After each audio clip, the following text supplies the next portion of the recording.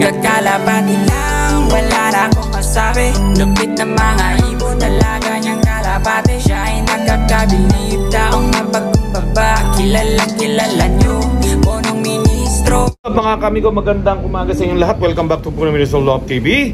So ngayong araw, pupunta muna tayo sa veterinaryo kay Doc. Okay?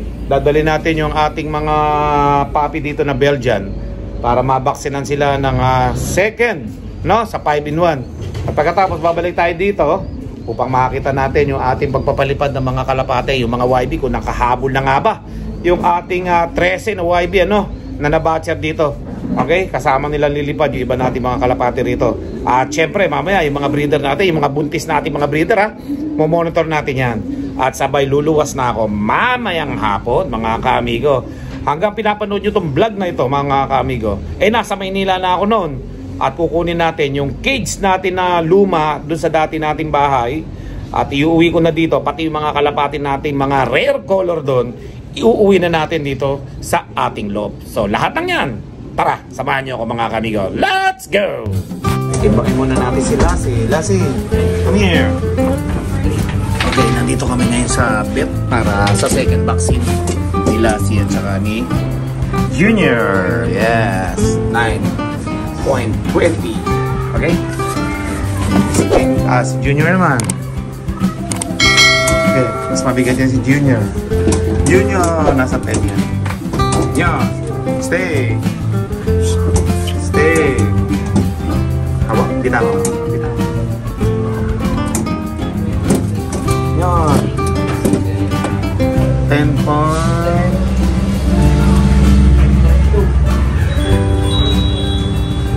10.25 si Junior.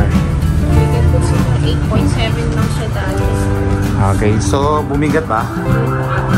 Ayan si Doc. Okay, yes. Kasama siya sa vlog. Okay, so bibigyan natin sila ng second vaccine and then bibilan na rin natin sila ng vitamins para lumakilala. Let's go! Sa si Lassie. Second vaccine sa 5-in-1. Kaya ngayon si Junior naman. Si Junior na makulit. Yan na.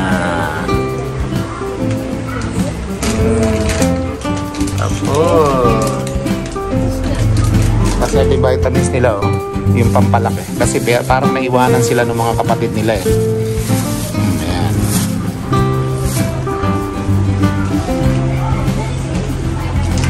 May previous pa yata si Doc Okay, so tapos na kami. Tapos maya ulit, balik na tayo sa ating lab. Let's go! So, tapos na tayo magpabaksin sa dalawang tuta na ito. Okay? Yan na. Hawakan mo yan, unti-unti, tapos kakabihan ko. Ayan hindi ako nagkahawak 1, 2, 3. Hawakan mo. Ayaw po makasabi ka. Alright, diba?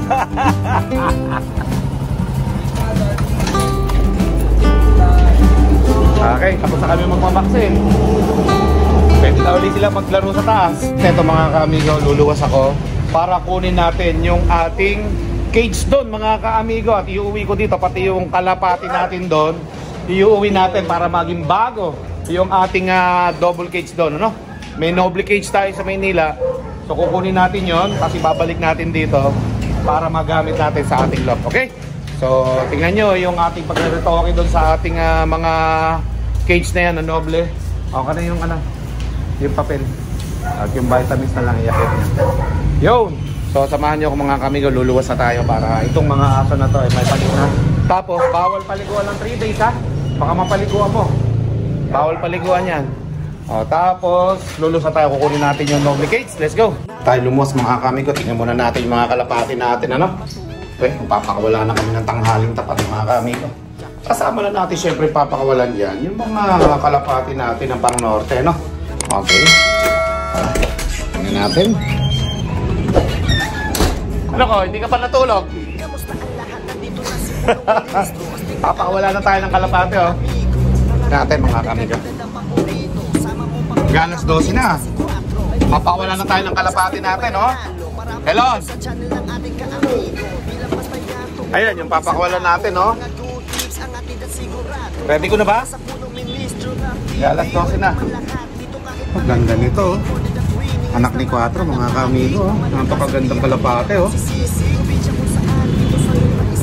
Bibigay kaya sa atin ng panalo itong mga anak ni Quatro. Yung paisa, oh. Yun, oh. Kitang-kita dyan, oh. Kamukhang-kamukha ni Quatro, oh. Walang bar yan. Barless na itim. Ang dami. Oh, yan na silang lahat. Hindi mo na isasami nasa gitna? Oh, sige. Kalapit ang nilipad eh.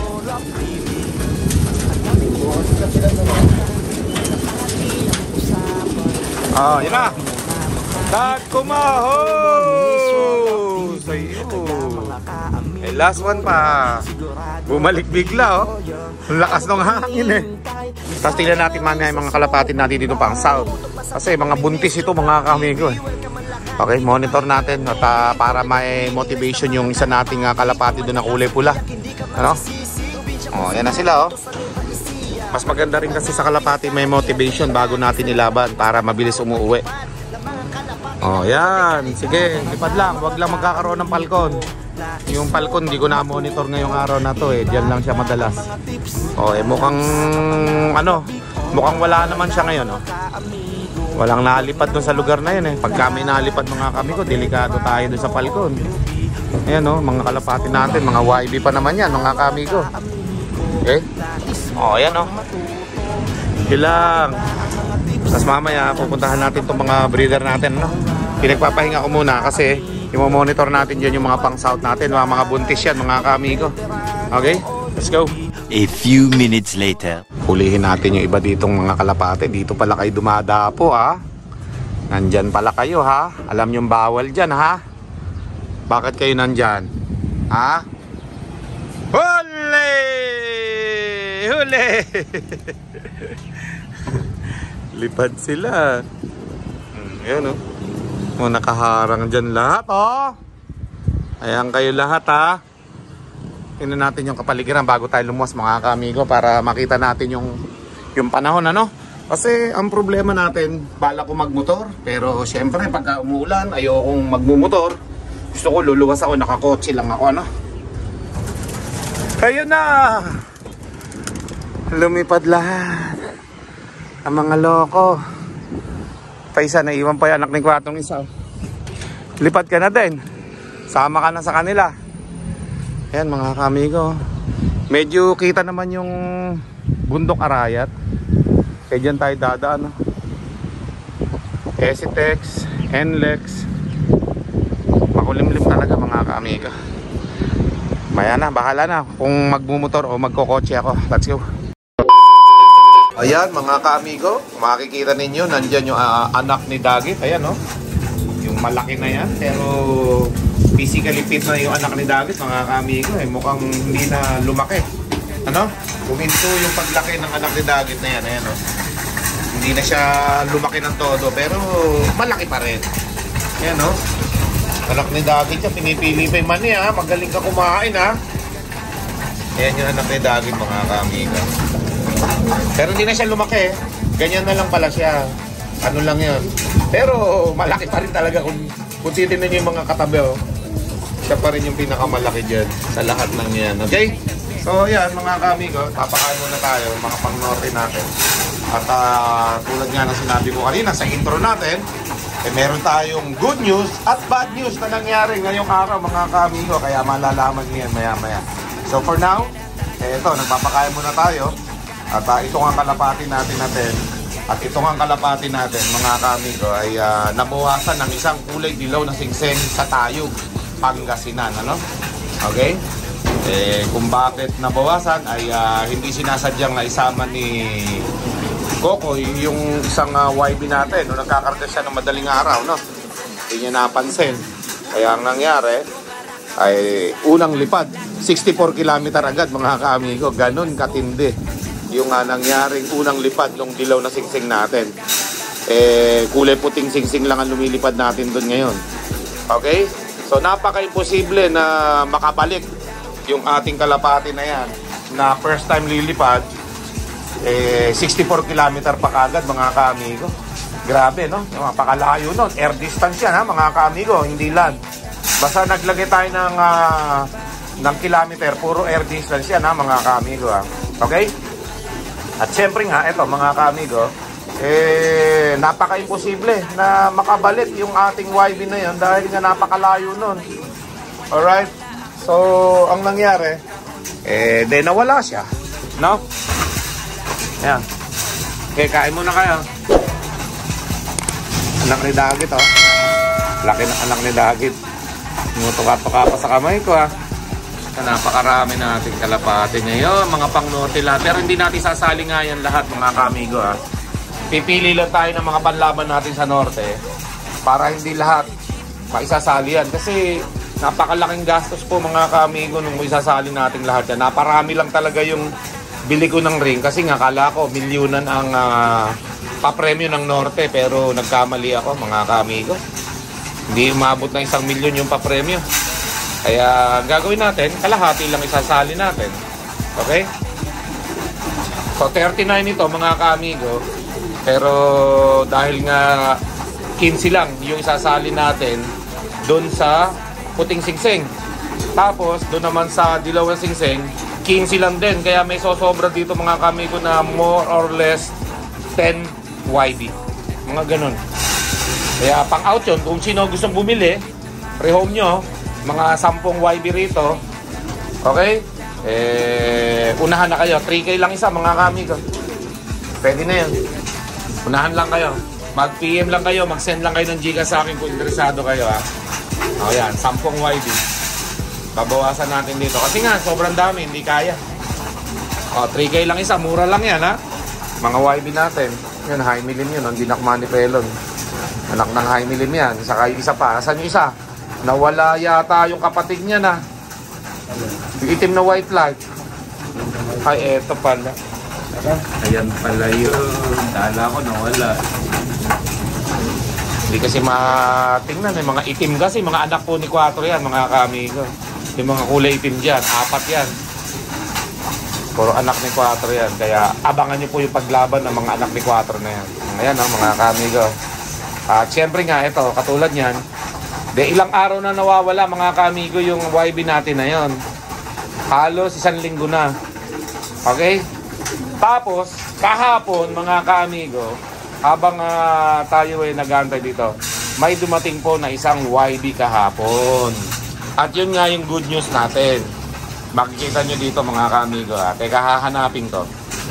Ito yata yun, no? Ay, hindi. Isa, hanapin natin, mga kamigo, ha. Ba, nawalan tayo na isang YB sa Tayog. Ayun, no? Ito yun, mga kamigo, nakabalik. Nakabalik isang YB natin na galing ng Tayog. Yan, huliin natin mamaya yan. Kaya pagkaya. Yan, huliin natin. Tagal mo sa dulo, ha? Ito. Baka ka mapelan. Ito, yung nakabalik galing Tayog. Ano yung ring niya, number? Tama ba? Dinakma ako, 621. Tama? O yan, si 621 pala yun. Kasing-sing pa nito yung ano natin, ha, yung 60 overall champion natin, 621 din. So ito yung unang naipukol dun sa Tayog, mga kamigo, na nakauwi kahapon, mga kamigo. Okay? Napaka-imposibleng makabalik kasi unang toss pa lang sa kanya yun. Hindi pa nga kami nagro-road training sa mga kasamahan niya, no? Kahit 5 km, 10 km, wala pa talaga. So ito yung naisama ni Kokoy. Sa Tayog, 64 km, nakauwi po kahapon, mga kamigo. Kaya, very good. Very good tong kalapati na to. 64 km, oh. First training, nakabalik. Yun yung magagaling na pansir. 30 km lang unang tos, eh. Tayo, de doble. 64 km. Nakabalik. Ilang araw na wala? Mga 4 days? 5 days? 5 days, ano? Ayan, 5 days na wala. Nakauwi, mga kaamigo. Unang pakawala yon, 64 km, Tayog. I-accidenting na isama ni Kokoy sa training ng mga Puting Singsing natin. O, ayan na siya. Ya, galing no, no? 64 km unang training. Layo nun. Tayog Pangasinan, mga kaamigo. Nakaya niya. Alright. Ganun, kagaling yung kalapahating niya. Lakas ng homing, oh. Grabe. Okay. So ayan, nagpapakain muna tayo dyan. At eto, bisitahin muna natin dito yung iba natin mga kalapate, no? O, diba? Napakagaling nung YB na yun. Eh, no? Naalangan pa nga siya kasi na kumain siya sa well, mga kaamigo. O, tinan mo. Ayaw niya bumaba. Stickin mo pa yun para kumain, makasabay. Makarecover sa kain yan. Nakarecover na rin. Nahipo ko yung katawan. Maganda eh.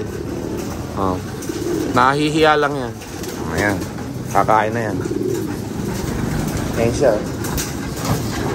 Okay, kain nga. Kain na. Ayaw mo. Ayaw, nahihiya pala talaga yan eh. Ayun na. Ayan, yung mga pang-south natin. Lalaki ng katawan. Yung anak ni Jameson na ito eh. Mailap ito sobra eh. Grabe yung ilap niyan. Anak ni Jameson na yan. Pagka nagkaklak dito, ang tagal bago pumasok.